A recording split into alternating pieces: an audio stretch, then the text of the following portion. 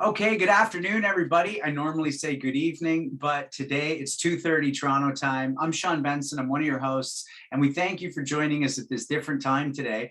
We've got a guest from overseas, and it's so exciting that we get to do this show globally. Sensei Dauphin and I were just talking about that on the phone earlier, that I don't think there's a country if we haven't met with somebody from them, we don't have the ability to know somebody from that country. And it's a really beautiful thing. So I'm really grateful that we're able to shift our time and meet somebody today who Sensei Dauphin will introduce. It's my pleasure every week to introduce Sensei Nicholas Suino. He's an 8th Dan in Iaido, a 6th Dan in Jiu Jitsu and in Judo. And, something that we, again, take for granted, because we joke about what Hanshi Legacy once said, that you're not serious unless you hit 30 years. This is a man who, unless I have this wrong, is 54 years in the martial arts. 54 years. We can throw that around, but Sensei Suino, the dedication, the consistency, that's mind-boggling. How are you today? Doing great, Sean. Thank you so much. Dedication, consistency, but most of all, if you just fall in love with something, right, the decades go by, and I still love martial arts as much as ever. Especially when I get to renew acquaintances and training opportunities with the people, some of whom are on this call. So it falls to me to introduce Sensei Randy Dauphin each week, and I will do that again by letting everybody know he is a 7th Dan in Shorin-ryu Karate and 4th Dan in Eishin-ryu Iaido. And he is an operator. And what I mean by that is he makes things happen. So a few weeks back, he made a training camp happen up at Legacy Shorin-ryu in Kitchener. Many of us were on this call, were there. It was absolute delight, as it always is, to train with Hanshi Legacy and with Randy, and also to teach a little grappling and Iaido that weekend. And speaking of movers and shakers, Randy has also arranged for the Legacy Shorin-ryu May training camp in association with the World Kobudo. And I'm super excited to get back up there, do more training, and spend some one-on-one time with a lot more great instructors. Randy, how are you doing, man? Good, Sensei. It's good to see you. Like I said, I like that 10th anniversary JMAC t-shirt that you're wearing. Classic. It's a classic. Yeah. Sensei Legacy and I, of course, are wearing the Punch, Kick, Choke, Chat t-shirts today, which you can get on Zazzle if you want those. And Benson is promoting Champion Spark Plugs. Yeah. Got to get your fuel, got to get your fire. Woo! Yeah, I'm really looking forward to that May weekend now. That's become my new focus. That and World Martial Arts Live. Those are my two new focuses for things. And Sean was talking about it. The thing I like about it is just how we really like it. It is a small community, as big as the world is, and as many people as there are in the world. The actual martial arts community is still relatively connected to each other and small. And I really believe in martial arts. It really, truly is 6 degrees of separation. Like if you know somebody, they're going to find somebody who can find the person that you're looking for. Like you don't need to go traveling too far to find the person that you're looking for. But so I'm really looking forward to May. We've been pushing that stuff out on Facebook, started yesterday. Already people have registered for the May training camp. So that's super exciting. When you push something out and people start sending money in because they see the value in it, that's pretty cool. And lots of comments about this is a pretty all-star lineup of instructors that we have. So I'm really looking forward to that. So thanks for that, Sensei Suino. It falls to me every week to introduce Sensei Legacy and also whoever our guest is, which today is Sensei Mike Wall. With Sensei Legacy, we mention it every week because we never know who's only going to watch one podcast, that he's a 10th degree black belt, and that was awarded to him by his teacher, Anthony Sandoval. A great person, actually. And I don't say this enough, but I spent a few decades training with him shoulder to shoulder with Sensei Legacy, and Sean Benson trained with him many times as well. And so if it ever seems like we're giving lip service to Sensei Sandoval, we're not. Like he's punched me, he's twisted me around, he's kicked my legs out from underneath me, he showed me katas. The guy's phenomenal. And that's the person who graded Sensei Legacy to his 10th Dan. He's also a member of the Canadian Black Belt Hall of Fame. Like Sensei Suino, he's an author. Other teachers he's had in his life from the 1970s through to now are Harold Warden and Benny Allen, Richard Kim. I mentioned Anthony Sandoval, but also I'm not going to stop mentioning that he also received the Shodan from Sensei Suino trained in Iaido very diligently, still trains in Iaido, has a shodan in Iaido. I often talk about the sensei-student relationship, and I just want to throw it to everybody. I'm really excited that tomorrow morning at 7 o'clock in the morning, Sensei Legacy and I are going to jump in my car and we're going to blast down the 401 and we're going to go hang out with Hanshi Tarian and his wife, Tara-Lynn Tarian, and also some other people we're going to see will be, you know, Lauren Bernard, Daryl Hennigan's going to be there. We're going to hang with him. We're going to hang around with Jean-Yves Theriault, Ben Lidassour. We're going to go to his club and hang out. And the other reason why we're going is because they're going to do Hanshi Tarian's new podcast, Ring Talk, with Hanshi John Tarian. That'll be coming out next month. You'll be able to start seeing that. So now I want to introduce Sensei Mike Wall. Sensei Wall started his martial arts journey in 1977. My partner Christine and I were laying in bed last night and I figured out that he was around 15 or 16 when he started doing that. So you can do the math on that. He lives and trains in Helsingborg, Sweden. He's a 7th Dan in Jiu-Jitsu and a black belt in Brazilian Jiu-Jitsu. He's the owner of the Fenix Martial Arts Academy. He also has been a physical education teacher for more than 20 years. Sensei Wall is a BJJ, MMA, Jiu-Jitsu, and Kobudo practitioner at Fenix Kampsport, Fenix Martial Arts Center. He's very passionate about seeing other people grow, and as such, he has worked as a sports instructor for 20 plus years. Okay. Sensei Wall, like a lot of our guests, but has some unique accomplishments. One of them most recently is that he won gold medal in his division in the BJJ European Championship held in Portugal. And that's the most prestigious and largest BJJ tournament held in Europe. So that's not easy, and I think that's pretty cool personally. As well, earlier this year, Sensei Wall was awarded the Gold Medal of Merit by the Skåne Budo and Martial Arts Association for his commitment in Budo and martial arts. I personally attended his World Martial Arts session when we did World Martial Arts, which we're going to do again June 18th. Things I'll say is that he was very skilled. Like I watched the way he kicked and punched, and you know, I kind of know how to kick and punch. So you kind of recognize when a person can do it really easily.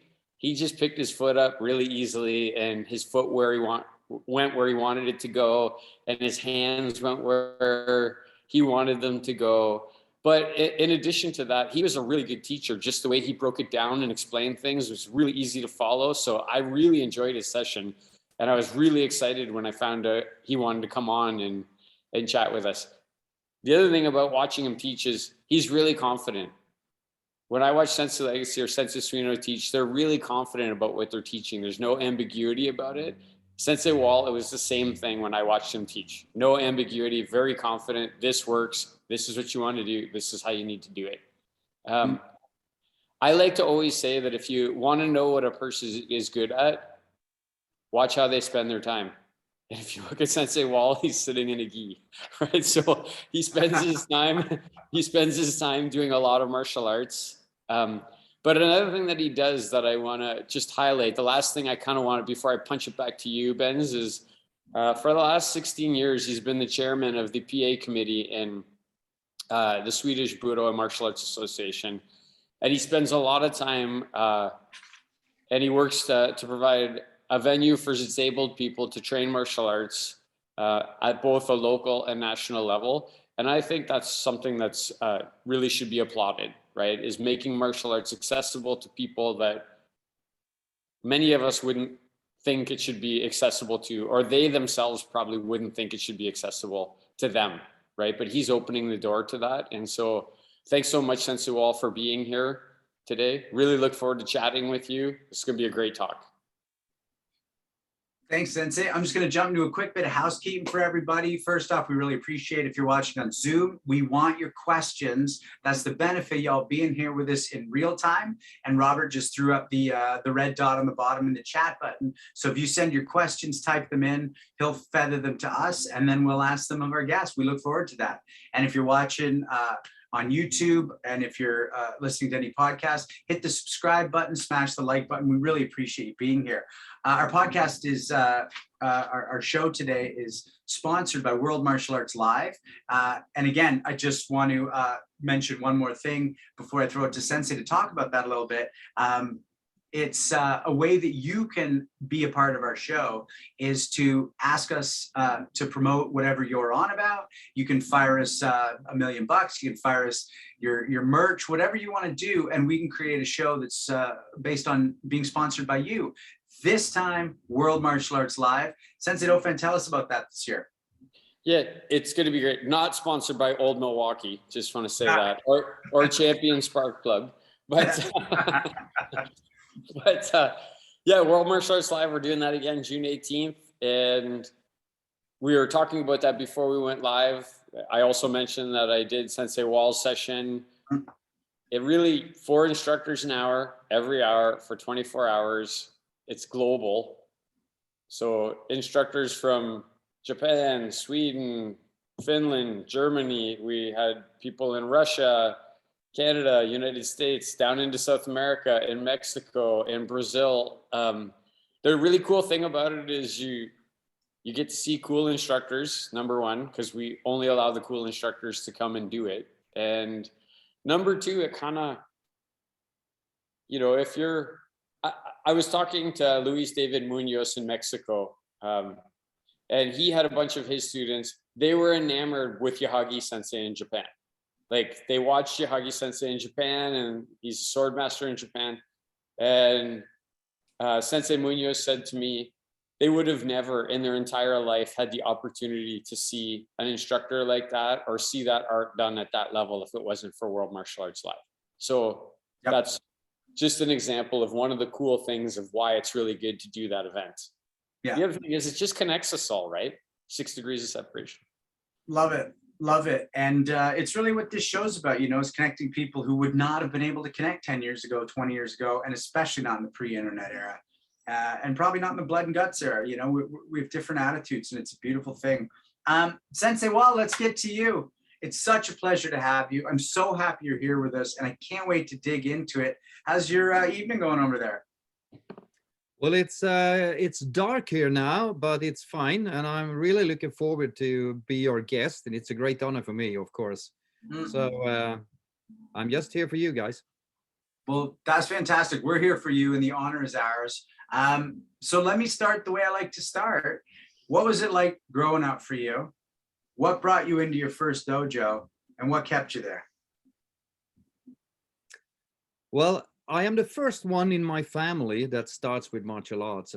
There were no one before me, and which is a little bit rare, because if you have your parents maybe playing soccer or hockey or something else, you get dragged into it sooner than you can walk. But in my case, I was trying to play football first, but I wasn't too good at that. So I resaddled my horse, and I went into a martial arts club in Helsingborg in 1977.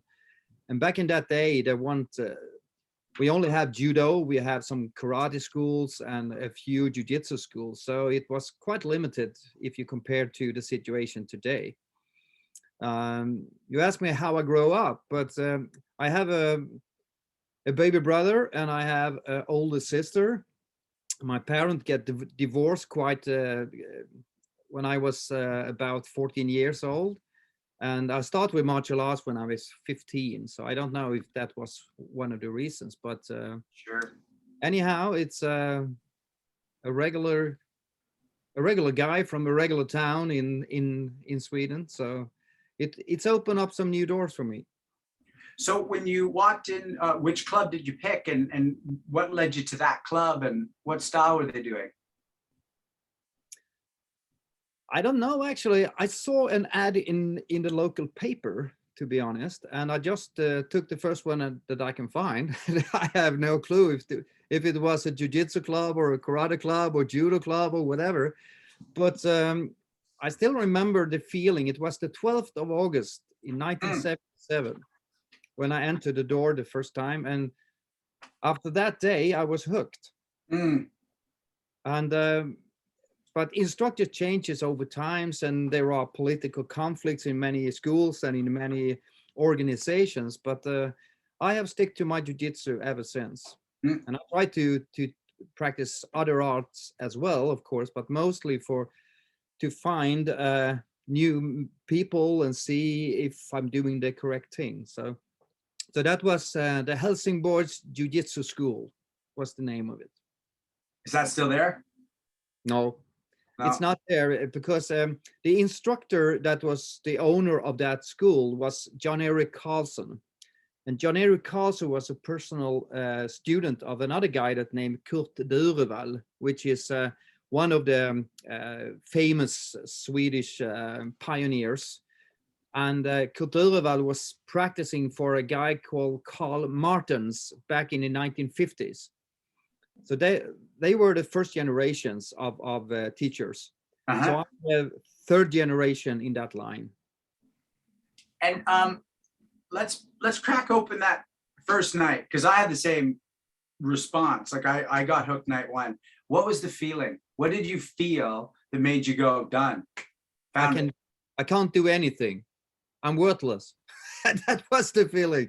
And you know, but there was a guy there who's not with us anymore, but he took really good care of me, and you know, make me feel welcome. And I didn't have a gi or something like that, so he just take me on the mat, and so I stay in that dojo for many years. So I think it was the warmth from the people inside the dojo, and that's what I put. That's one of the most important things for me and my instructors. Try to create that, you know, the warm welcome, because if you do that very good the first time, you're home, man.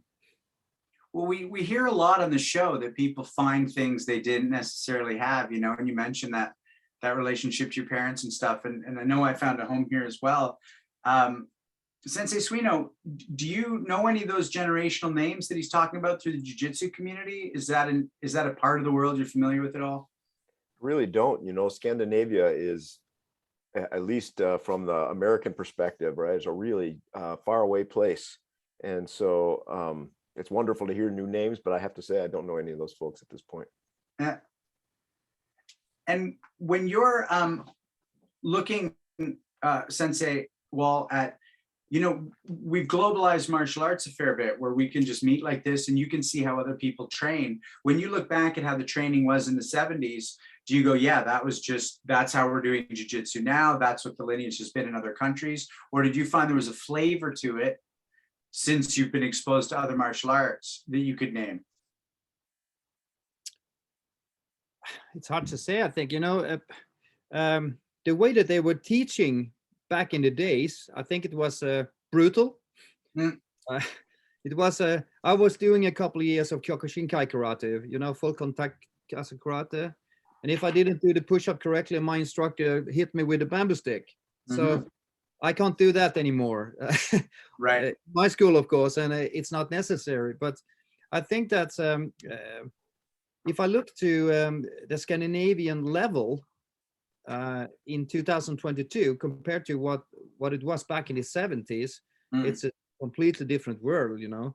And I think also that the international contact network that we get back in the 70s and in the beginning of the 80s was mostly from UK, from England, Great Britain. So we met a couple of instructors that really opened up the eyes, because the Swedish jiu-jitsu from the old days was first of all taught by judo instructors. There was a French judo instructor, Jacques Rigolette, in Stockholm, and we talk about 1948. And he was a student of a guy named Viking Kronholm, that was the father of Swedish Jiu-Jitsu back in 1907. So we talk, far back. And during that time, it was very popular to do Jiu-Jitsu. And he had the most sold martial arts book in Sweden ever was Viking Kronholm's Jiu-Jitsu tricks. It was a small red book where he had some tricks how to get rid of an attacker if it take a bear grip or wrist hold. So it had been changing over time, but the most impact, I think, it was the contact with international instructors that opened up the eyes for us here. Do you know where he got it from? Do you know what brought it, how he got it in 1907? He was in the military, and he get in contact with instructors. He also traveled to Japan. Yeah. So somehow he practiced it with a foreign instructor. He brought it back to Sweden, but it never gets that big, because back in the days it was boxing, and it was wrestling, and that was the way it was a long time. So when my father grew up, my father is 86 now. It was Ingmar Johansson who knocked down Floyd Patterson. That is, in Madison Square Garden. They listened to it on the radio. That was the martial arts back in the 1950s for most people here. But then when the judo and the jiu-jitsu was spread over Europe, it first came to Great Britain. And that's why it changed the spelling from jiu-jitsu to jiu-jitsu, because it should sound more English. So from there, it was exported to Denmark, Norway, Sweden, Finland. And it was most of the guys was Robert Clark. It was Richard Morris. It was John Stedman. It was a couple of the old guys there. That was the first contact that I have with professional instructors from abroad. Since is Robert Clark a name or is that? I wanted to ask if Richard Morris, is that your connection to Hanshi Taran? That's because Hanshi Taran talks about Richard Morrison a lot as one of his teachers. Did you know him? Yeah, he passed away, so he's not with us anymore. And Robert Clark the same, but they were the two guys that was put together World Jiu-Jitsu Federation. And we talk about that, it's about beginning of the 80s. And they were invited by John Eric Carlson, my former teacher. And that way, when they split up, Richard Morris went one way, and he started Jiu-Jitsu International. And Bob Clark was staying with World Jiu-Jitsu Federation. And then Hanshi John Terrian get in contact with Richard Morris, and they start to cooperate. And he also get in contact with Alain Saï. So they start to work together. So that's the connection they have. And I have been training many times with Richard Morris. I have traveled to Liverpool to Bob Clark 14 times. So that was the way when people that was practicing Iaido, Kendo went to Japan, we went to Liverpool, and not to watch football, but to practicing martial arts at Barlow's Lane. It was an old cinema that I had rebuilt. It was funny, so, but it's still there. Yeah, Sean was training last week with Sensei David Toney in Ireland, who I think is part of World Jiu-Jitsu. That must have been part of the offshoot, right? Yeah. Did you ever run into him? Because he actually talked to us about how he would fly over in the morning from Ireland to train with Soke Robert Clark, and then make his way back to the airport, fly back, and then teach that night what he learned that day when he was starting out. I haven't heard that story, but I'm sure that I met him, because there was a guy named Mark Noble, but Mark Noble was from Scotland, I think, and there was a couple of Irish guys as well that we come together with for many years. But it's hard to keep going, you know, when the front figures passed away. So now they're split up in different ways, and it's hard to stay in contact. But Facebook helped a lot, of course, you know. So Yeah. if we are the old guys, the modern way of communication is make it much easier, of course, to stay in contact. Yeah, I truly believe that life was like 80% of life was better before digital, but the 20% since is 100% better because of what it lets us do. I want to go back, speaking about different eras. And this is a question that I get so curious about always. You know, you started in the 70s, you talk about it being so warm, and then in the next breath, you say how brutal it was. And we hear that time and time again, is that people find their home in a place that is so much more brutal than it could ever be today. So my question is, how was that balance for you where it's brutal but warm? And then, as importantly, do you wish you could still teach students that way, or do you think it's much better that we don't? Of course, it's much better now. What I meant was that there were some instructors that was thinking that that was the way to teach. But we can find that when the English teachers come the first time, when Bob Clark and Richard Morris first time come to Sweden, I think it was 1981, they come to Lund, which is a place outside Malmö. They were nearly breaking the arms of two students, and they knock us down all over the place. And we have to tell them that, wait, you are in Sweden now. This is illegal, what you're doing. You can't do this. So slowly they changed the way of teaching when they come to another country. And I think it was very helpful for them because they become much better instructors during the path. And it's the same if you go, for example, to Capital Conquest, to Hanchitarians camp. There is a lot of instructors from all over the world. And what brings them together is, first of all, that we are there for the students. We are not there to show off.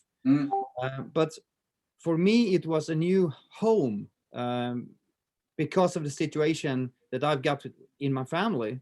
So, so when I started in 77, I was practicing nearly every day. And I wasn't too good in school, you know, in the gymnastics and things like that. So for me, this was a hard way because I couldn't do the break fall correctly, and I couldn't go do the punching. I couldn't kick. I couldn't throw. I couldn't do anything. So I have to stay there much longer than anyone else. But if I look back now, I'm the only one that have continued. So in one way, if you have a rough start, I think it's maybe it's helpful at the end, but not the beat up part. I'm not training Kyokushinkai anymore just because of that. Yeah. Well, we haven't touched on this around the horn in a while, so I wouldn't mind maybe start with Sensei Dauphin, then Sensei Suino, then Sensei Legacy, just talking about straddling those eras. Sensei Dauphin, you started with no protective gear other than a bit of a mouth guard. You know, what do you want to chip in on this idea? Well, I'd be interested to hear what Sensei Legacy says, because I feel like sometimes that maybe a lack of knowledge, you fill it with other things, right? Like fill it with hard push-ups and sit-ups and hard fighting, and because you don't have the katas, or you don't have the technique, or you don't have the things that wasn't the case for me when I started. We had a full curriculum. Some things have changed since 1989 when I started. But I would say that,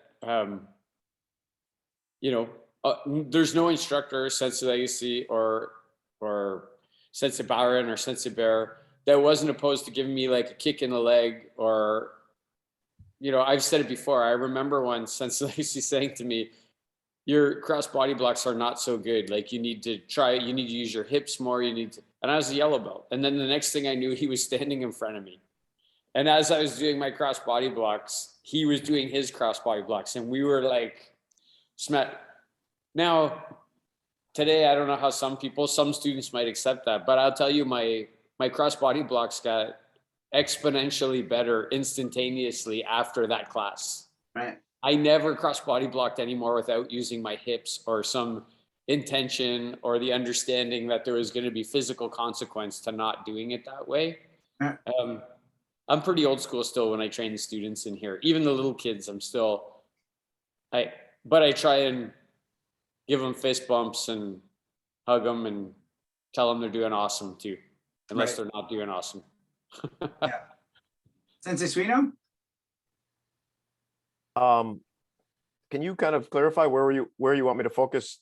Well, just On that again, you question. know, I don't think we've been around the horn on this for a while. We've had a lot of guests touch on it. Just the idea of brutal, we find a home, but we're not quite doing that anymore. And where do you go with that? Yeah, well, you know, I started in judo in 1968, and I don't know that it was brutal, right? It was a sport in those days. And we trained really hard and we fought hard. The brutality came, if there was any, in you know, the matches, right? Right. You'd have matches in the dojo, or you'd go out and do tournaments, and we do less of that now. But I think we're smarter about training. If I'm just confining myself to judo, we train more and we fight less. And I think that partly goes to longevity. I think if you fight all the time, you get kind of so good, and then you kind of chew around the edges. If you drill more, you study more, you practice more, you do weightlifting. This is my view on it, and I'm happy to entertain other ideas. But I think you can have a longer career, and I don't necessarily think that it takes away from your fighting. I think you can be a great tournament judo player and not just do judo sparring all the time.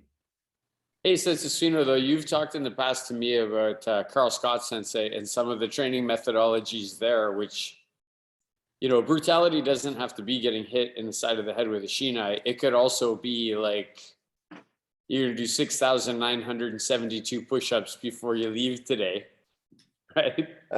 Well, you know, the beauty of that was when we trained with Scott Sensei, he was doing it too. You know, he would make an annual project and say, how many Chinese push-ups can we do consecutively, right? And, you know, one year we got up to 900, and the next year up to, you know, 1,500. And finally we set as far as I know, the record, 2022. Interesting, you should bring that up right now. 2022 consecutive Chinese push-ups took about 1 hour and 45 minutes. We put that on ourselves. So we didn't think about it as brutal. It was brutal, but it wasn't like somebody was standing with a stick making us do it, you know? Right. Yeah. I love the point that you say Scott Sensei was doing it with you, right? Yeah. I think if the instructor hit the student with a shinai and then hit themselves with the shinai, it wouldn't be as brutal as if they just hit the student. So, Sensei Legacy, what do you think? Brutality, is there a place for it? Do you miss it? I sort of do a little bit.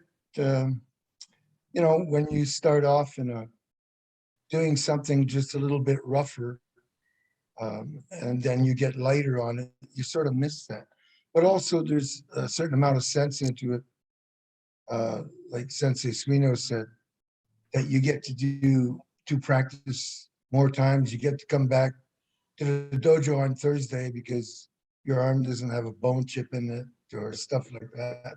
There are two different types of lessons to be learned there.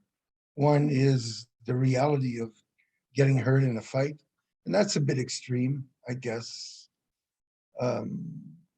But then again, I've thrown a lot more harder roundhouse kicks into the people's sides after they got foot equipment on and stuff like that. So I think one would be without it. One would be it would be harder for them to get ready for fights. Training so hard, they would get hurt a lot more, etc. Yeah. So there's a lot to be said for both sides. But personally, karate means empty hand. Thanks, Sensei. Sensei Wall, you know, Sensei Suino mentioned a word in there and he talked about conditioning. And you obviously you're a phys ed instructor as well. So how much when you're training your students, do you add that as a component, and how important is that compared to just working through the classical version of the art? It's depend on the class, I think, you know, because you have a limited time to teach. And I'm a sports teacher in school from the 10th to 12th grade. And the students are about 16, 17 up to 18, 19 years old. And If they come to the class at Fenix, we put a lot of effort in. For example, in the Brazilian Jiu-Jitsu class, it's more drills. It's not so much of doing 100 push-ups and burpees, because they can do it by themselves afterwards. But if you have a competition team, you have to help them with how to train in the proper way, maybe to lose weight or put on or gain weight. So when I was starting myself, I was quite thin. I wasn't strong. I have no background in martial arts as well, at all. So I don't go to the gym now either, because I have built my body on the mat. And when I start with jiu-jitsu, I didn't compete because there was no competition in jiu-jitsu. That was self-defense. So I will try to find another way to look if my skills were good enough. So 1998, I was down at the Europeans for combat full contact fighting. We were 5 guys going down, and we went home with 4 gold medals and 1 silver medal. And I was the one that took the silver medal. So they teased me at the train and said, "Hey, fucking loser," you know. So, but I still have it here. So, but that was one experience of a lifetime. I can tell there were no rules whatsoever. There were no protection. It was, oh, mamma mia. So, if I will try to look at myself and see what makes me feel good, I feel good when I'm practicing martial arts, and I feel good when I play guitar, when I play chess, when I'm with my wife, you know. So I try to make a calendar what to do and not to do. So when my students ask me for advice, I can give them some movements, of course, that they can do with their own body, with a medicine ball, with battle ropes, with kettlebells. But most of that training we do outside of martial arts classes, because in other case it takes too long time. When I have them in school, I teach them 3 lessons a week. I think that my role is to be a role model. So I'm also doing the push-ups together with my students. I try to be fit, but that's something you need to work with, you know. And during the COVID time, it was hard to get the passion to do it, because you just try to survive your academy and things like that. So I don't know if that answers your question, but we help them with training programs, but most of the time they have to do it outside the class because. I want to come back to, you know, the MMA and the Brazilian Jiu-Jitsu aspect, but what I want to make sure we get enough time to talk about is, you know, the working with the disabled, and, you know, just break that open for us. What are the challenges? What are the rewards? What do they get from it? What do you get from it? You know, because in a physical art, that can be something that people overlook. Yeah, you know, it's, for me, that is what it's all about. You know, it's I have a couple of guys with Down syndrome that is practicing with me. They have been with me for 15 years. Now they have girlfriends. They have moved to their own apartment. You know, it's so funny too. And we are putting together a series of videos for the Swedish Martial Arts Federation, which should open up their eyes for other schools to welcome people with disabled functions. For me, it has always been something that I love to do. I don't know why, but maybe my personality is good for that, because I'm quite funny guy, you know, and I can make a joke and I can try to make people welcome. And I think it's, you become more than just a teacher. You become the second dad. You become the new mother, whatever. So there is a big variation of disabled persons that can enter your school. But most of people think about disabled functions. Okay, they're sitting in a wheelchair. It's going to be a problem. No, it's only a few that sits in a wheelchair. Most of them maybe have something that you can't see. I have blind classes. I have been teaching people with Down syndrome or with with stroke patients from the hospital. But it has been taking me to another level as an instructor. I'm a much better instructor now than I was before that period when I start to welcome people with disable functions. So you can also get rewards, of course, because you're doing a great job.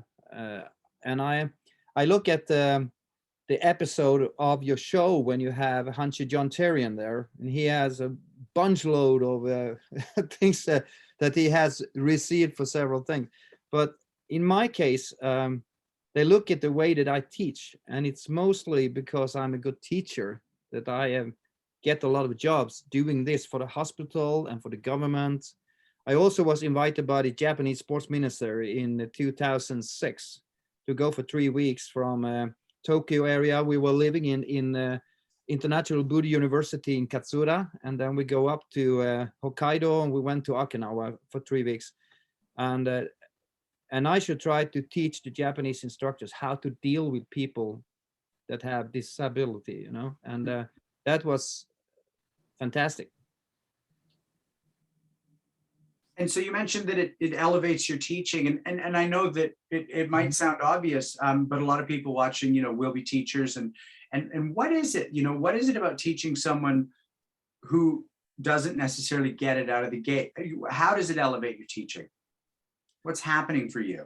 Well, in my case, I don't know if you have tried ever to take a class on a mental hospital in Japan with 80 students at the same time and no assistant. But I was doing a special class with balloons. We're blowing up 80 balloons, different colors, and then we do some exercise with that balloon. And all over the world, if people get a balloon, they get happy, you know? So you need to find a trick. You need to find another way to communicate. And it's the same thing if you go to a country that don't speak your language. If they don't understand English, you have a problem. If that's the only language you know, so you need to find some other way to get connected. And for me, this is a very, very important thing, that don't make it too complicated, make it step by step. So the same way that I'm teaching my students at the school, if maybe you have a concentration problem and you need help to structure your class or your day, I teach all the students the same. So you don't have to feel that you are special in a bad way, but you need to find that you are special in a good way.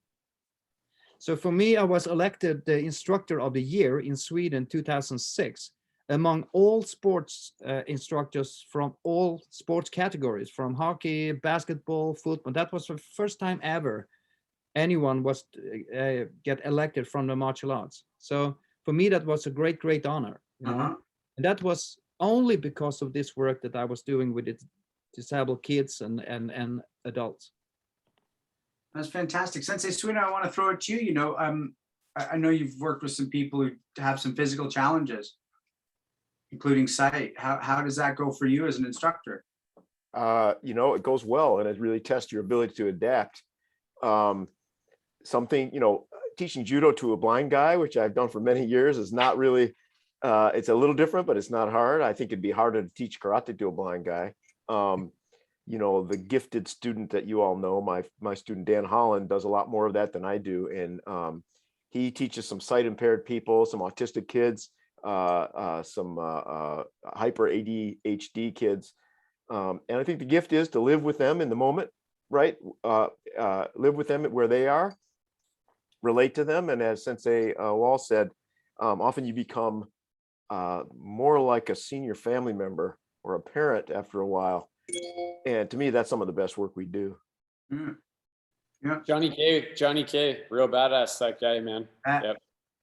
And Sensei Legacy, I'll throw the same to you. You know, in our club is Patricia Wright, the World KF World Champion.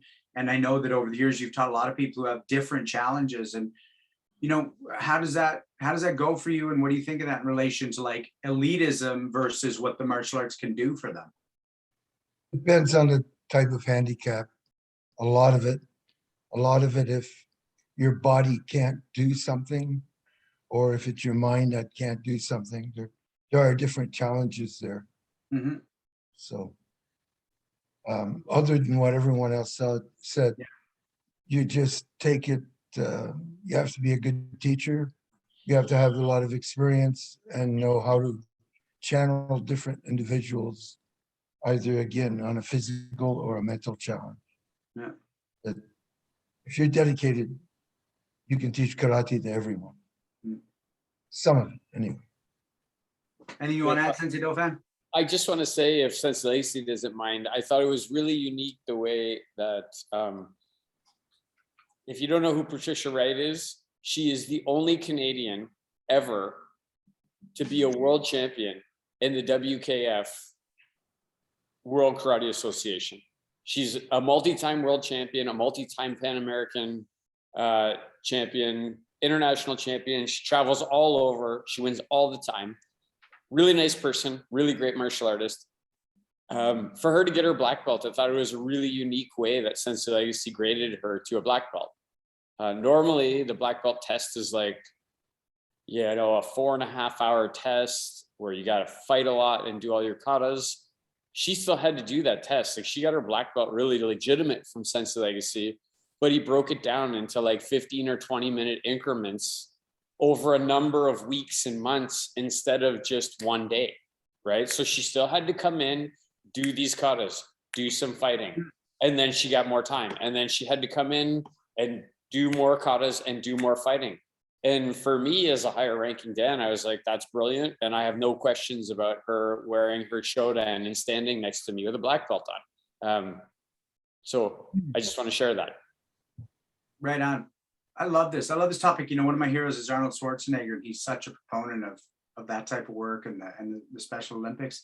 Sensei, we got a question that's a totally different topic, totally different direction from Justin Shea. One of Sensei Dauphin's black belts and one of Sensei Legacy's black belts is, how does being a musician influence your martial arts and vice versa? Yeah, I wonder why Benson's asking this question. And by the way, is he one of Sensei Suino's black belts too? He is one of Sensei. Man. Yeah, Justin does have a black belt. Justin for the trifecta. Yep. Sensei Wall, does a musician help? Does it have anything to do? Do they help each other? I can hit the one with the guitar if it's getting too close, but no, to be honest, I love to play music, and me and my son, we are taking on gigs during summer season at restaurants and bars, and we love that. For me, that's a way of how to say, spread happiness. I'm doing the same on the mats, but I love to sing, I love to play, and it's also a good way of getting contact with people. And I think that a lot of instructors or martial artists can be creative. I also draw cartoons. I love to cook. I play chess. I do a lot of things that is not related to martial arts, but I think I love life. And if you do that, try to live every day, not just survive. And I don't know if I have become a better martial artist because I play the guitar, but I got a lot of girls. Yes. My wife don't listen. Oh yeah. You're in trouble now. Girls' boyfriends come knocking you out of the jiu-jitsu. What? We can cut that part out, you guys. Yeah, we can edit that out. No, it's no problem, my friends. Mm-hmm. She loves me and I love her, so it's no problem. I love it. Justin, I just want to add one thing. This isn't about me at all, but playing with other musicians, improvising really it's like rolling or sparring or anything that has to do with not knowing what's going to happen next, but having to feel, not anticipate, but be in the moment. My karate has definitely helped my guitar playing that way, and my guitar playing's helped my karate that way. And a couple of friends of mine and I were on a thread, and one of them's a he's a karate black belt as well as a jits guy. And we're all artists through the acting or directing community. And we don't take for granted the art part of martial arts. Like, to me, there's no difference between martial arts, karate, and arts acting. It's the same principles to me. Like, be in the moment. You got to deal with what is, not what you want to be, and engage on that level with a goal, you know, which is, it's the same execution for me in all disciplines that are artistic, including this one. And we have a lot of good memories, you know, when it comes to playing at conventions or at Capital Conquest. If you speak to Hanchitarian, you can ask him about the boat trip or something else. You know, they have to close down the Hiltons because me and Michael Walsh and some other guys from the Northern Karate School, we were having a hell of a party in the bar, and we have guitars and they play the trombone, and it was that was a party, man. You know, it's bring people together. I think it's a good way. Absolutely.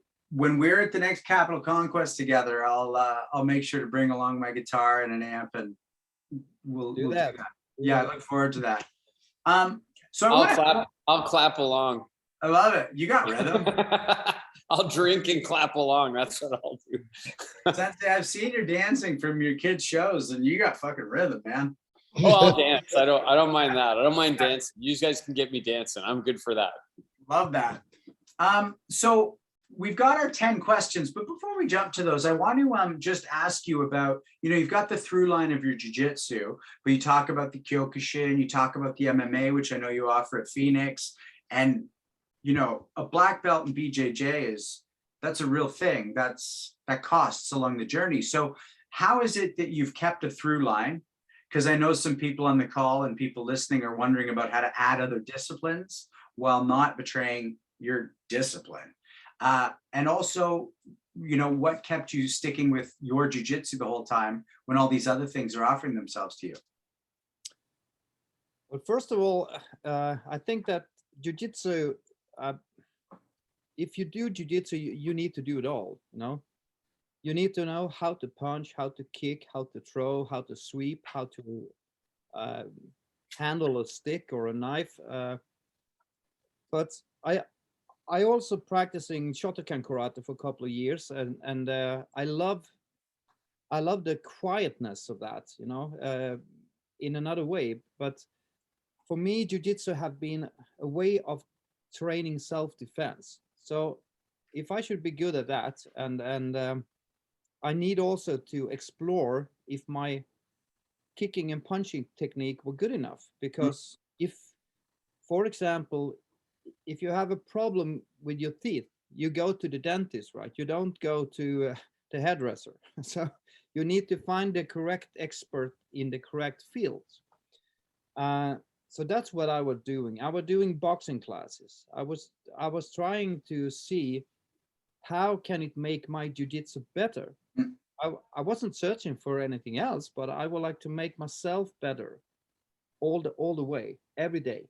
So when I was start with Brazilian Jiu-Jitsu, back in the days, it called grappling. And I know that 2001, I was put together the first outdoor Brazilian Jiu-Jitsu tournament in Scandinavia called King of the Beach, down at the beach in Helsingborg. Awesome. Like, you know, it was absolutely crazy. It was 168 fighters from 14 countries coming down. And a lot of them was, after that, they make the good names in Pride, and you know, they were good guys. And so when I found that I need something else to get me inspired when I was doing my jiu-jitsu, because most of the time, if you open up your own academy, you are the head coach, you are teaching all the time.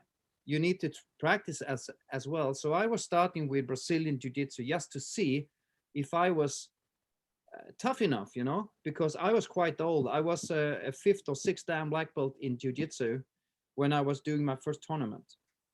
And then you have a white belt on, and no one care what title you have. No one care if you have a black belt in some other arts, because if they can beat you up, they did. So you need to have a good and strong technique. You need to have a physical condition that can do it. And after that, I have continued with Brazilian Jiu-Jitsu because I think it's so good. It have make me much, much better on the traditional Jiu-Jitsu side. And my traditional Jiu-Jitsu techniques, I try to implement them when I'm doing my Brazilian Jiu-Jitsu fighting. So they don't want to meet me now because I have a lot of wrist locks that they haven't seen, you know, and and things like that. But that's the way that I am, you know. So most of the time when I go for competition, I have to fight guys that are much, much younger than me. Mhm. So just before the Europeans, we have a competition here that I went to the final, and there was this guy who was 23 years younger than me, but I was beating him with 3-2 and I went to Portugal and I took the gold medal in 2018. So sometimes it's an age difference that can develop your skills, and sometimes it's to change art. Look at it from the other side. Open your eyes. Try to realize that every art has something to offer. I have been to camps with Dan Inosanto, who is a legend, you know, and he always said the same thing. It was back in 1983, I think, where, you know, that every art had something to offer. If you just open your eyes and you're willing to listen. So don't think that you are an expert in everything. But if you do that, you cannot, you have a self-confidence to go and test other things. You don't have to jump from one art to another. Stick to your path and try something else, you know? It's no big deal. Not for me. And if my students ask me, I say, of course, go to another academy, find your practice somewhere else if you like. But most of the time they are coming back because, you know, if there is a quality line and you don't forbid them to go somewhere else. I think it's the only way that works for me. I love your King of the Beach idea. It's very Hicks and Oh, yeah. Gracie, Hugo Duarte, Luta Livre, Jiu-Jitsu, seeing who's the toughest. It's a great idea. Yeah, it really is. I love what you said there too. Like, no one cares about your rank. If they can beat you up, they did. Yeah. Like, that's fantastic, you know, and it's so true and it's so humbling. It's time for our 10 questions, which is what we ask all of our guests. And our request is that you answer as impulsively as you can, but then expand on your answers as much as you wish. Mm-hmm. What is the most effective move in your martial arts arsenal? Walk away. Who is the most influential martial artist in your life? John de Jong from Australia. Bob Clark from Liverpool. My former instructor, John Eric Carlson. And I think Rico Vieira from Checkmat. Who do you think is the most influential martial artist of all time and why? I think it's Bruce Lee. I think because he opened up the martial arts industry and in a completely different way. And I also think the Gracie family that was starting up the Ultimate Fighting Championships in 1993, they changed the whole way of the martial arts industry. Mm-hmm. What excites you most about the next 5 years of your training? Sorry? What excites you most about your next 5 years training? To keep going and see what it can take us, you know, from this pandemic time. Can we be better? Can we grow stronger? Or it's going to be just the same? So I think it's to challenge myself to see if I can be the same guy physically, a better man in 5 years' time. If heaven exists, what would you like to hear God say when you get there?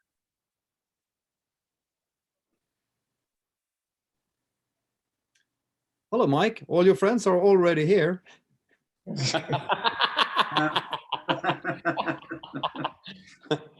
But considering who my friends are, I don't know if they take the elevator up and down, you know.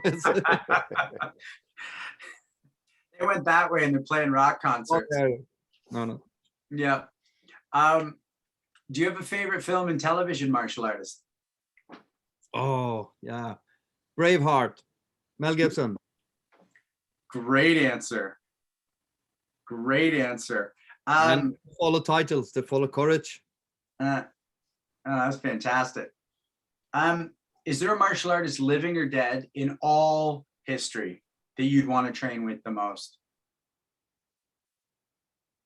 Helio Gracie, but he passed away.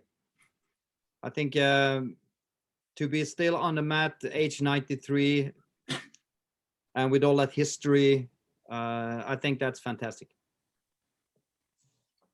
If everyone in the world could get the greatest benefit you've gotten from martial arts, whether they train or not, what benefit would they get?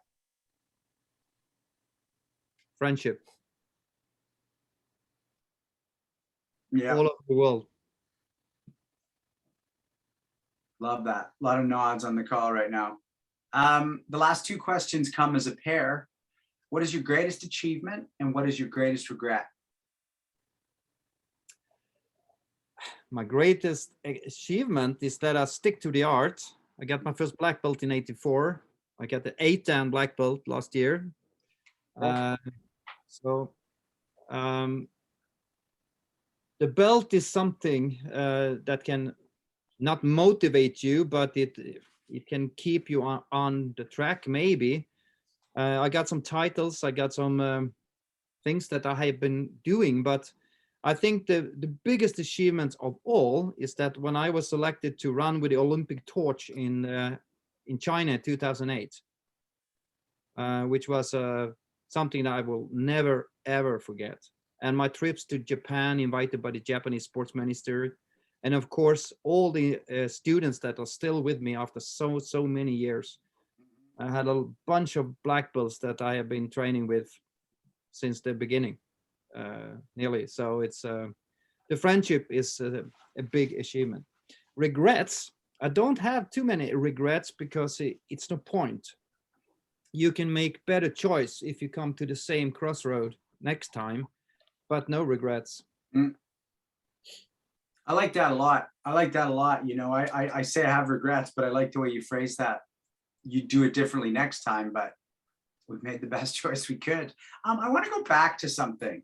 When you said, you know, you try these other arts to make your jiu-jitsu better, how do you define jiu-jitsu in a way that lets that be the case? If you understand what I'm asking, you know, it depends on what you're aiming for. If, for example, jiu-jitsu today, it's a sport. Jiu-jitsu is a self-defense, but it depends on the teacher because everybody can be a world champion standing in front of your class, asking a student to grab your wrist and you can kick the living shit out of him. But I have been working as a bouncer, a doorman for 15 years as well. And I have 6-7 police officers practice in my school now. So self-defense, I also been in the Swedish military. So self-defense is sometimes a completely different thing than what you can teach your regular students. So to be able to develop your jiu-jitsu to next level, I think you need to know more about the physics. You need to be know how to take care of yourself when it means to what to eat and how to drink and what to sleep, you know. Know more about the body behind the technique. That can develop your art a lot of things. And my jiu-jitsu has become much better when I start with Brazilian jiu-jitsu because it keeps me humble. I used to say to my students, when you think you are good enough, go to someone that is better because they keep you humble. You know, it's so that's the way, you know. And I'm so privileged that I have been able to practice with a lot of good jiu-jitsu teachers, because back in the days it was judo, karate combined, and then there was jiu-jitsu teachers. But it's a completely different thing to practice jiu-jitsu in Japan because it's still the same old technique drills. It was in the Western world that they were changing. Alain Saï, for example, he's a magician, you know, when it comes to put things together. I also love to teach with a red line, you know, add 1, 2, 3, 4, 5, 6, 7, 8 techniques in a row, just like the drills we do in Brazilian Jiu-Jitsu. And that is something new for Jiu-Jitsu if it comes to the traditional way of teaching. So I love to change the way of teaching, and that can make my Jiu-Jitsu better. If I know how to punch left and right, and I have teach that in a boxing class with the best boxing instructor, when I remove the gloves, I need to adapt to my Jiu-Jitsu because we don't have the gloves on. So it's much about, you know, the body movements, the hips, and small details. For me, it can make my day. If I can go to a seminar and I'm practicing 8 hours and I can see one detail on one technique that open up my eyes. Thanks, Sensei. Sensei Suino, let me throw that one to you. You know, I'm talking about that traditional jiu-jitsu. How do you define that? And then when you're adding in these things that he's talking about, or should one, with regards to that art? Well, yes, as long as you clearly define the differences, right? So for me, traditional jiu-jitsu is the jiu-jitsu I learned in Japan from Sato Shizuya sensei, who created a system called Nihon Jiu-Jitsu, which is really a modern compilation of old jiu-jitsu techniques, but it's very austere. It's very dry, right? Simple techniques, relatively short, effective, but very formal. I've spent, 30 years since then trying to make those techniques more real time, to make them more fluid, put them into more interesting situations. And just like Sensei Wall, I found that that Brazilian Jiu-Jitsu has made me humble, but also much better at my exposure to Brazilian Jiu-Jitsu. And I can't say I'm good at it, but it's made me humble and also much more adaptable, much more fluid. So yeah, I echo everything he said. Man, right on. Really appreciate that. Just because we have such a clear definition with karate of empty hand, Okinawa hand, and I don't think I even know what jiu-jitsu means. Well, I'm old and I don't like having wrist locks put on me, but if you would like to experience some, come on down. We'd be happy to lock you up. Love it. Sensei, how does your physical, being a teacher, phys ed, how does that feather in and out with your martial arts, or does it at all? Do you keep them relatively separate and you just happen to be a guy who teaches that while doing martial arts? Do you introduce that to your students? Do you find the principles of the martial arts? Do you add that into the curriculum at all? Yes, I do, because sometimes you need to teach students how to take care of your body, because this is the first generation that is sitting too much with your cellular phone in front of the computers. And it don't necessarily have to be a bad thing, but I think that if I compare what I could do when I was 15 and what the students today can do when they are 15, I think that they should be able to stand on one leg and lift the other leg up and keep the balance. I think that they should be able to do one burpees. I think that they should be able to stand in the plank or something like that, So I have put together a lot of easy, regular techniques that I want my students in school to be able to do. And that is exactly the same principles when I teach the seniors classes here. We have what we call Senior Sunday, which means people above 70 come to class. And then you can do two techniques. You can do one sit down in a chair, or one if you are strong enough to stand up. But that's, to lift your leg, raise your arms, do body movements.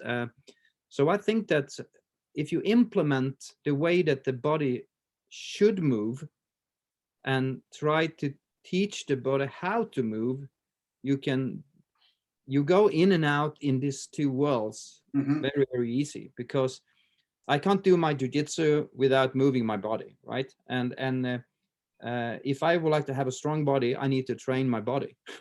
I can't tell my parents, I want to have a strong body for Christmas. No, it doesn't work that way. You need to do it yourself, So the older you get, I would like to be able to do martial arts much, much longer and not only to have pain, because a very good friend of mine, he had been doing Goju Ryu karate, the same, he started with that the same year as me. He had 2 operations in his left shoulder. He had 2 operations in his right shoulder, and his elbow is kaput, and his knees is kaput, and his hips, he had 2 hip surgeries. I have none. So there must have been a way of teaching or training that are different, because he's a strong guy, you know. So what I will try to find is a way to work with the body outdoor, maybe with a medicine ball or a bumper plate or whatever, you know. So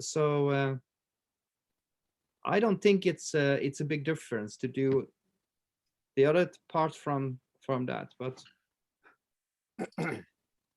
So great question we just had come in, and we'll start with you, Sensei Wall, and then I'd like to go Hanshi, Sensei Suino, Sensei Dauphin, because I really like this question, and I think it's going to be great for everyone to hear. So the question is from Christiana Landl, and the question is, in your opinion, what is the #1 quality you believe every teacher should possess to be a good teacher?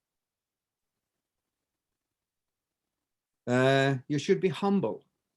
Realize that you were a white belt yourself, and try to find a way of helping that person to go one little step at a time.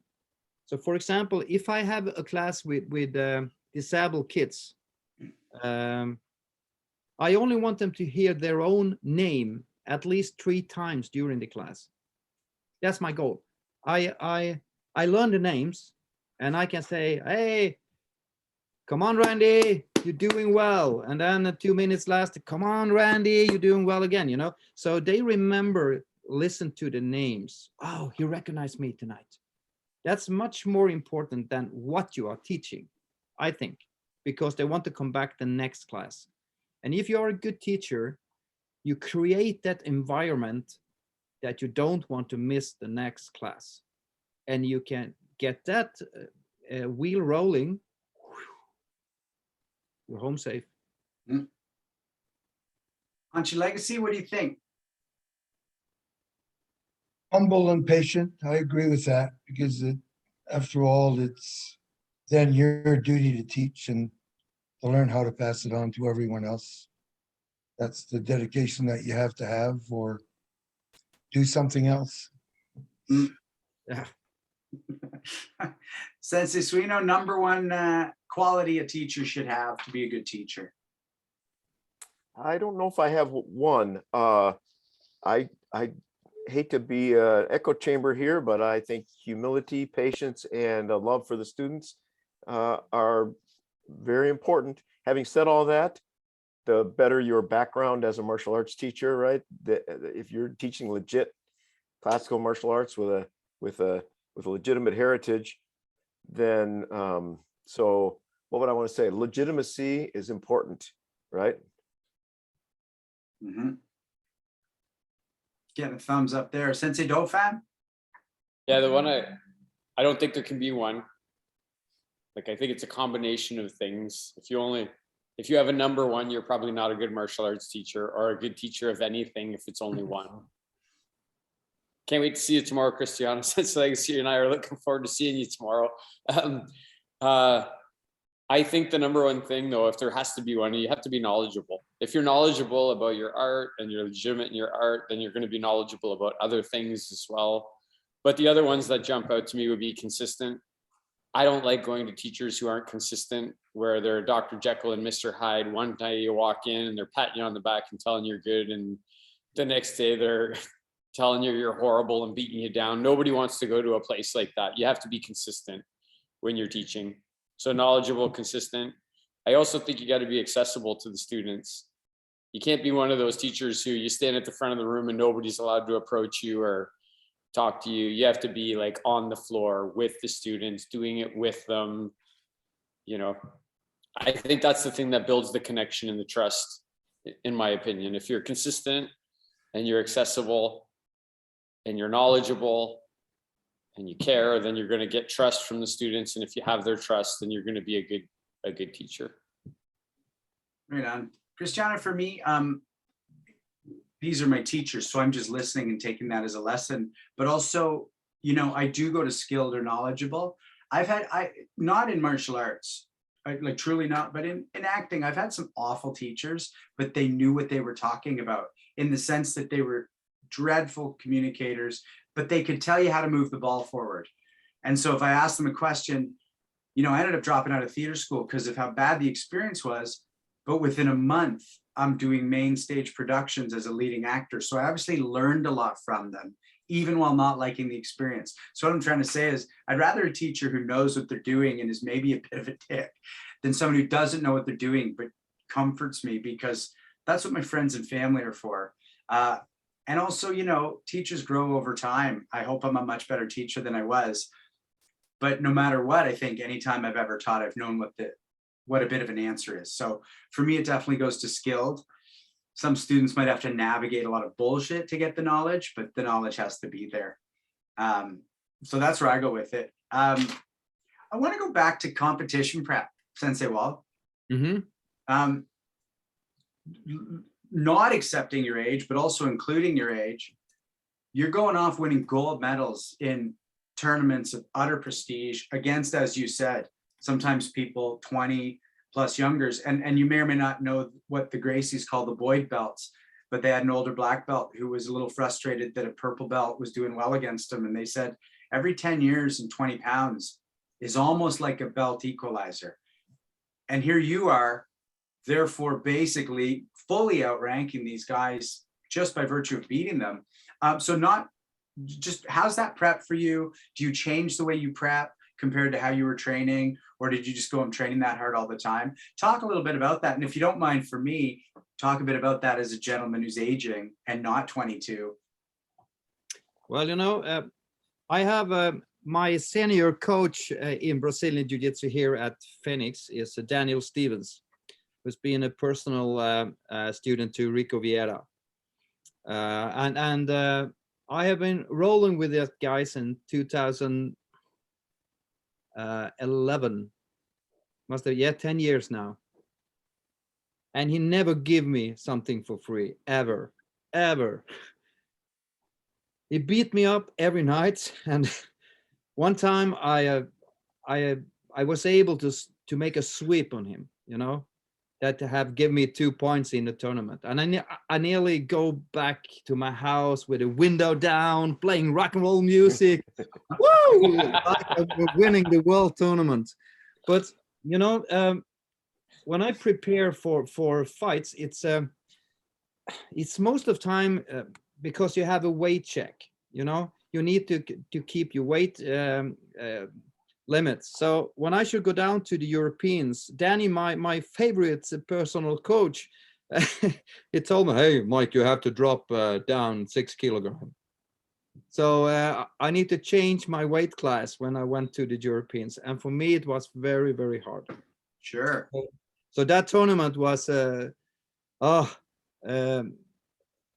was making the weigh-in check with 300-gram margin, you know, it was just on the line, but still it was a gold medal, and he was so proud of me. And he was 38, he's 42 now, and I turned 60 in just 2 weeks. So we have a different relationship because I can nearly be his father, you know, but he's my coach. Mm-hmm. And for me to get that feeling, it's very good, because no one asked me of my age when I spar here, when we train here. I'm just Mike, and that's so relieving. But sometimes you need to know when your voice are calling your name. Sometimes maybe you are not going for 3.5 hours with a competition group. You should satisfy with 3 hours. Maybe, no, I'm joking, but you have to feel your limits. So I don't have any prestige ever. So I say that if you should learn how to win a tournament, you need to know how to tap on training. You know, and the famous double tap, it's working all the time. So I say that I prepare the same way always, but I Mm. need to be in the mood in life. Sometimes maybe you have a personal problem, or you are stuck with work. Maybe it's better for you not to go to the tournament, because we have a Danish Open coming up the day just before my birthday, and I haven't decided yet if I would like to go or not. I can go over there. It should be an easy medal because there are not too many people competing in my master class, but I don't feel that I have trained enough. So I have to be honest with myself. Mm. But when I have trained enough, I compete all over the place on so many tournaments that I can find, and I love it. Mm. I love it. So Thanks for that. yeah. And I love just the way you say, you know, you're ready, because that's just how you train. Like, you're ready today, unless it's an emotional thing. Before we go around the horn, Sensei Dauphin, I just noticed you nodding when I talked about the competition prep. Is there anything you want to ask about, or did he cover it? I'm curious. I'm happy we got on this topic, Sean, because I just was curious about the European Championships.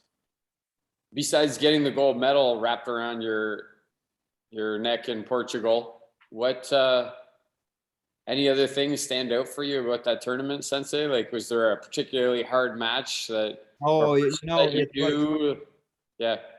well, I can tell you, I have a brown belt for 5 years, so it was quite ripped off, you know. So when I came down to the weighing ceremony, and there was 3 guys from Brazil sitting there. Hey, you know how to change your belt, man. You can't compete in your belt, you know, it's not good enough. You have to buy another other belt in the shop. And I was so pissed off. So I have to go up and I buy myself a new brown belt. I wore that one day. That was the day, and then I throw it away. But you know, my old brown belt, that was my belt. You know, it's just the same when it comes to my black belt. I've got that in 1984, and I still wear it, and it's more white than it's black. But after the tournament, and I was winning the gold medal, I went up to the guy in the store again with the brown belt, and I say, "Okay, guy, I just would like to hand it back to you." And he said, "It's not good, you know." And I show him the gold medal, and he said, "You have to be in my next calendar, you know." He will shoot some PR material. I say, "Okay." So I was standing there. So that was a good memory. And also, I had my wife with me, and Danny, my coach, he was competing the next day. So we were doing this together. He was there with Sarah, his wife, and I was there with Jenny, my wife, and 4 of us went down there. But he wasn't that lucky because he came home in a wheelchair with a bad knee injury. So it was it can go both ways. You have to know that, you know, when you are competing. So it's but I still want to go, and we were aiming to go to the World Championships in California, but then the pandemic come in between. So now we try to talk me into it to go over there again.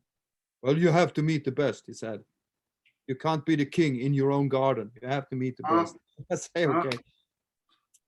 Let me know if you go to California, because I go there a fair bit, and if it's the difference between 1 week or another, if you're there 1 week, I'll choose that week. It'd be great to say hi in person and come cheer you on. I think it's always at the end of May or something like that they have the World Championship there. Yeah, right on. Yeah, Sean, what dojo are you going to bring him to if you train together? Where are you going to go?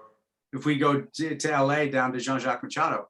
Yeah, okay. That's what I He thought. has to staying in my house, to be honest, back many years ago. Oh, yeah? Yeah. So that's nice. Yeah. So Sensei, if you've watched the show, you know that the way we go out is we do what we call round the horn. So we start with Sensei Legacy and we make our way through, and we just chat about our time with you and what we got from it. And then the last word goes to you before a little bit of housekeeping. So Hanchi Legacy, what would you like to say? I'd like to thank you for coming on to our show. And I was interested in some of the ideas you had on teaching. So I sort of put that in the back of my mind there. I'll be going over that a little bit.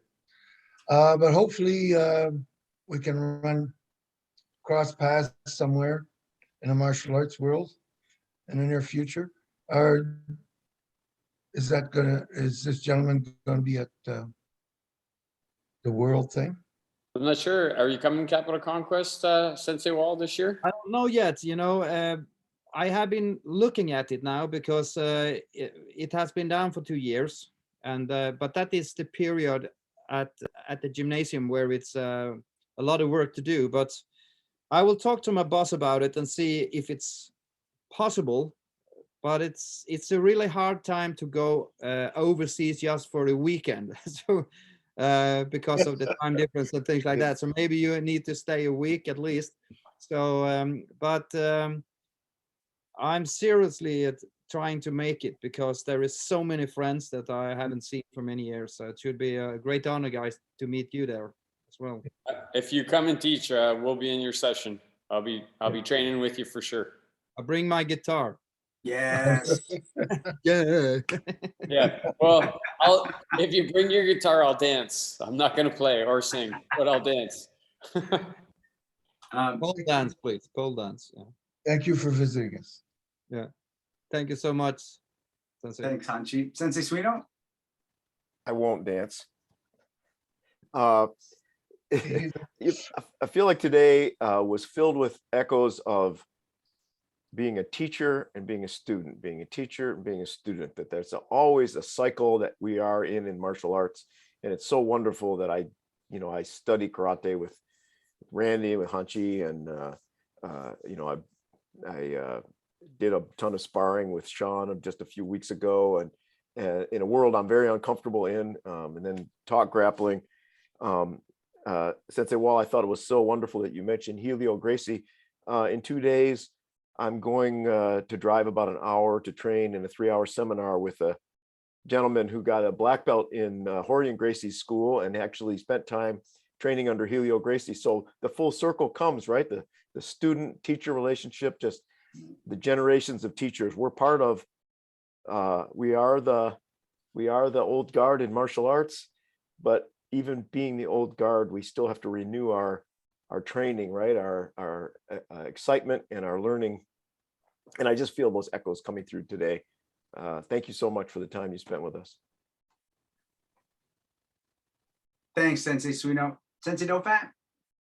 Yeah, Sensei Wall, I read a lot of notes. You see me looking down and smiling and writing notes. I've got a couple of books over there. We're intending one day to release a punch, kick, choke, chat book with a chapter for the different people, which right now is about a 62 chapter book. So,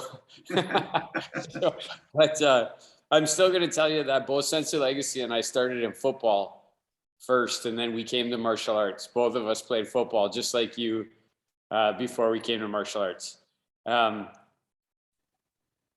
August 12th, you're really close to my daughter. That's when her birthday is on the 10th of August. So I always look for similarities. But I thought it was pretty cool that the first dojo you went into, you didn't even know what style it was. You just went to a dojo and you were just like, I'm just at a dojo here. Like I'm just showing up here, right?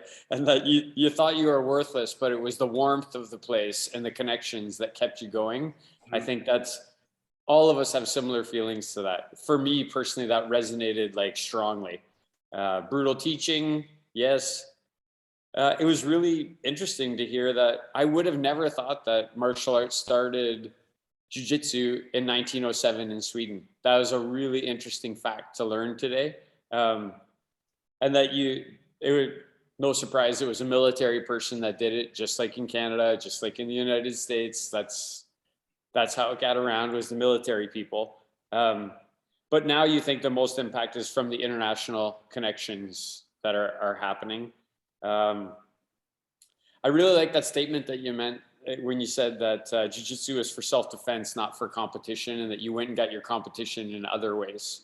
I was like, yeah, that's kind of similar to karate. For me, karate is self-defense. It's about how you use it. And I go do the competition stuff as something else to add to it, not as the thing. Kind of funny that your friends called you a loser for winning a silver medal. I'm not sure how many friends you had there, but only one of them could have had a gold medal. So, so only one of them could have really been calling you a loser. But strong statement that you built your body on the mat. That's true, I think. I saw everybody nodding when you said that. I built my body on the mat. We all kind of feel that. We built our body on the mat. that you're working with the disabled has made you a better instructor, that the accolades that you've received in traveling to Japan are because of the way that you teach, not because of necessarily you won a gold medal. I really like that you mentioned hockey 2 or 3 times, oddly. As a Canadian, I'm really happy that you mentioned hockey 2 or 3 times as you were talking today. I also like that you're a musician and you mentioned your son and you said it just helps to spread happiness and you like to draw cartoons, and I like hearing all that stuff about people. And you said, I love life. I love life. So if you do jiu-jitsu, you have to do it all and train self-defense. Was not trying to do other martial arts, was trying to make your jiu-jitsu better. That's why you were doing karate. That's why you were doing these other things. It wasn't because you were trying to add, you were trying to make what you already had better. Change art to look at something from the other side, right? You join another art so you can see a different perspective. And the 10 questions, like you said, your most effective move is walking away. Mm-hmm. Most popular answer is Bruce Lee for impact, followed closely by the Gracie family. It's cool that you wanted to train with Helio Gracie. That's pretty, he'd have to be up there for most people. The biggest benefit is the friendships that you've received. I never really thought about it that way, but that's a huge one for me as well. I just want to apologize for introducing you as a 7th Dan when in fact I didn't know you were graded to an 8th Dan, so congratulations on that. And I apologize for misrepresenting in the introduction. Again, you said self-defense is something completely different than the art. And you talked about all the military things and police. This is the one I'm going to go out on is when you think you're good enough, go to someone who's better. I like that. The second you think you're good enough, go find somebody who's better. Right? Sensei Legacy says all the time, we all think we're just a little better than we actually are. Right? So, yeah. Thanks. So thanks so much, Sensei Wall. That was really enjoyed the time with you. Learned a lot and really enjoyed this time together. And I do hope you come to Capital Conquest. And I'm not kidding. I promise I will be in your class if you come. Thank you so much. It's been an honor to be with you guys, and hope that the birthday party is going to be good. So keep it rocking, guys. Thank you so much. Thanks so much, Sensei. And then I just want to add, I love the way you talked about movement, physical movement in your classes, physical movement in martial arts. They're the same concepts fundamentally. And I just love that reminder. This is a very natural thing we're doing. You don't make up a bunch of new ways of moving to do this. You just amplify the ones we already know and get rid of the ones that get in the way. And I really heard that when you said that. So I just want to say thanks again so much. And also, as has been reiterated, I jumped into jiu-jitsu as a way to make my karate better. I didn't want to, it's why I started. It's why I still do it. And I really love hearing you navigate through a single art and the others are just to make that art better.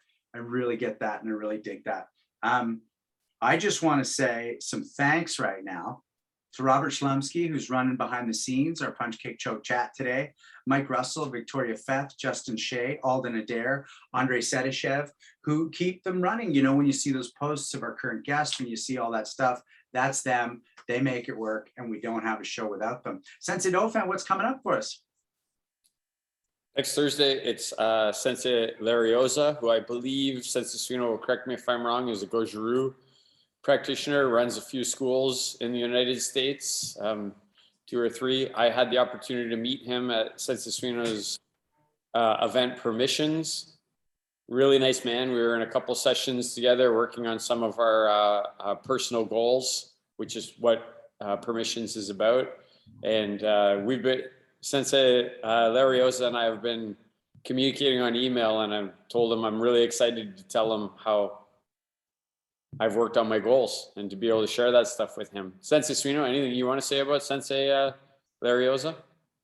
He'll be a great guy to have a conversation with. He's very intentional about developing. He's another guy that helps to train people with physical challenges. He has a whole program for Parkinson's patients. graduate of the Naval Academy here in the U.S. Trained directly with Higaonna Sensei.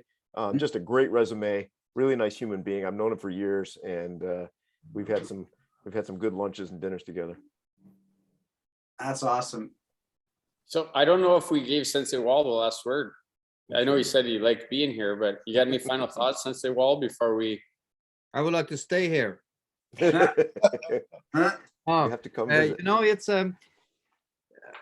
it has been a nice evening here, and to find that you have some soulmates on some other places where that some of you I never met, but I think we are just the same. You know, we get the same feeling for the art, and it should be very, very nice to see you in person somewhere. And I hope that you take care, and we hope that the situation in Ukraine don't spread to our country here, and that we be able to travel. And I really hope to see you at the Capital Conquest, if not this year, so absolutely next year. Awesome. Yeah, and well, the good and the bad of things spreading is that then it draws people together for different reasons. So maybe we would see you one way or the other if if it spreads and we had to get together to help each other. So yeah. Thanks, Sensei. Yeah, thanks so much for the invitation. see you soon, Sensei Wall. Thanks, everybody. Thanks, everybody. Thanks, Senseis. Be safe. We'll see you in a week, everybody.